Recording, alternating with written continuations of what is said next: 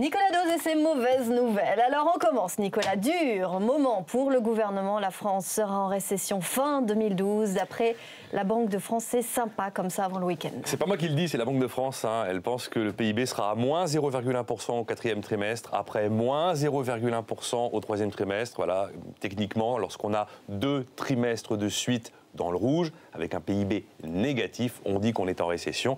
Ce serait la première récession depuis le printemps 2009 en France. Alors, dure nouvelle, Nicolas, car déjà mercredi, Bruxelles a révisé sa prévision de croissance pour la France. 0,4% en 2013, c'est moitié moins que le gouvernement. C'est ça, Bruxelles prévoit 0,4%, le gouvernement 0,8%. Je vous rappelle que l'Observatoire BFM Business est parti sur une stagnation, donc 0% de croissance. Pierre Moscovici, lui, en face, il persiste. Il continue à dire que nous serons à 0,8% de croissance en 2013, que nous aurons bien 3% de déficit public à la fin de l'année 2013 et que la courbe du chômage sera inversée. Il mise sur le fait que nous aurons les premiers effets positifs du fameux pacte de compétitivité qui vient de nous être présenté. Voilà. Alors Nicolas, contrairement à vous, le gouvernement est-il trop optimiste? Je pense qu'il est trop optimiste. D'abord parce que la conjoncture, a priori, devrait faire mentir les prévisions qui, traditionnellement, sont trop optimistes. Mais primo, la Cour des comptes nous a dit en juin, à 1% de croissance, il faut 33 milliards d'euros. Si on est à 0,4%, il faut 39 milliards d'euros. Nous ne les avons pas pour le moment. Deuxième raison, l'équilibre du budget de l'année prochaine repose essentiellement sur l'impôt. Ça, vous le savez.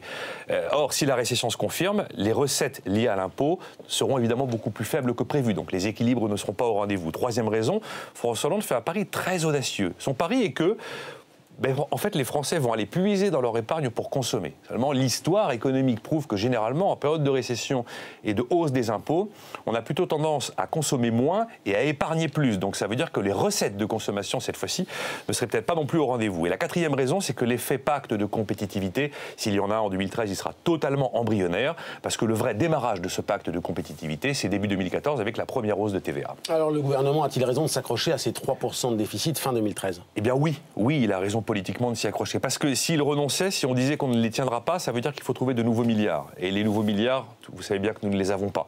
Et il a raison de s'y accrocher, car on a fait de ces 3%, le gouvernement a fait de ces 3%, la police d'assurance que nous avons donnée à nos prêteurs, ceux qui nous font vivre aujourd'hui, qui nous prêtent de l'argent. On en a fait la condition du remboursement de notre dette. Donc si on décidait d'y renoncer politiquement, c'est l'assurance, très rapidement après, de voir la dette de la France attaquer, un peu à l'image de ce qui se passe en Espagne ou en Italie.